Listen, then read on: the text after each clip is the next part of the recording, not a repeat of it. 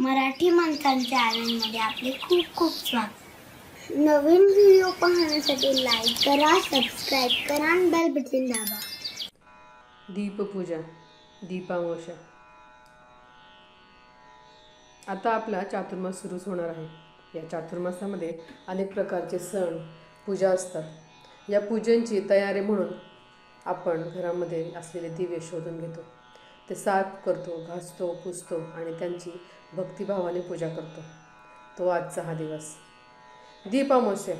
या दिवशी घरातील दिवे घासून पुसून एका पाटावर मांडले जातात. या दिव्यांना हळद कुंकू लावून फूल वाहिले जाते.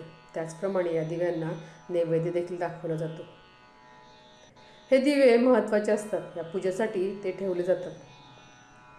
ह्या दिव्यांची पूजा करताना या दिव्याखाली छोटीशी ताटली ठेवावी किंवा 4 तांदूळचे दाणे तरी ठेवावेत. त्यापुढे छोटीशी रांगोळी काढावी. पाट नसेल तर केळीच्या पानावर दिवे ठेवावेत. दिव्यांची स्थापना करावी. त्यांना हळद कुंकू फुले वाहून नैवेद्य दाखवावा. नैवेद्यासाठी दूध, साखर, गूळ, दूध, लाह्या, बत्तासे, फळं किंवा आपण जो घरात नैवेद्य केला आहे तो देखील नैवेद्य चालू शकतो. या दिव्यांना उदबत्ती निरांजन ओवाळावी. या दिव्यांमध्ये शक्यतो कापसाच्या वाती असाव्यात. दिव्याचे तोंड मुख्य म्हणजे त्याची वात ही पूर्वेकडे असावी. बरेच जण या दिव्याच्या मुखाशी 4-5 दाण्याची साखर ठेवतात किंवा खडीसाखर देखील ठेवतात. हा या दिव्यासाठीचा एक खास नैवेद्य आहे. आपल्या परंपरेनुसार घरामध्ये जे काही आपण खीर पुरण करतो, मोदक करतो, उकडीचे दिवे करतो, ते या दिव्यांना नैवेद्य म्हणून दाखवावेत. काही लोक या दिवशी मुरड कानवले देखील करतात, दिंड करतात, पुरण करतात, पक्वाने करतात. मुलं म्हणजेच आपल्या वंशाचे दिवे. मग ती मुलगी असो वा मुलगा, ते आपल्या वंशाचे दिवे असतात.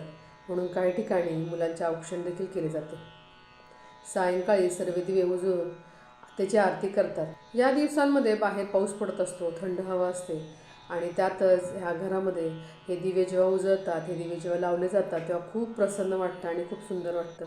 आज शक्य असेल तर खडा मीठ आणि थोडीशी चिमूटभर हळद टाकून फरशी पुसून घ्यायची. म्हणजे फरशी पुसायच्या पाण्यात थोडंसं खडा मीठ आणि चिमूटभर हळद टाकून फरशी पुसून घ्यायची.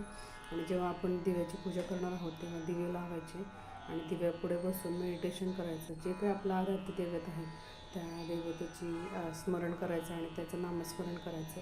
आणि जी काय आपली इच्छा आहे ती देवाला माहीत असते आणि ती पूर्ण व्हावी असं व्हिज्युअलायझेशन करायचं की माझी ही इच्छा पूर्ण झालेली आहे. आणि नक्कीच त्याचे रिझल्ट खूप छान करून बघा.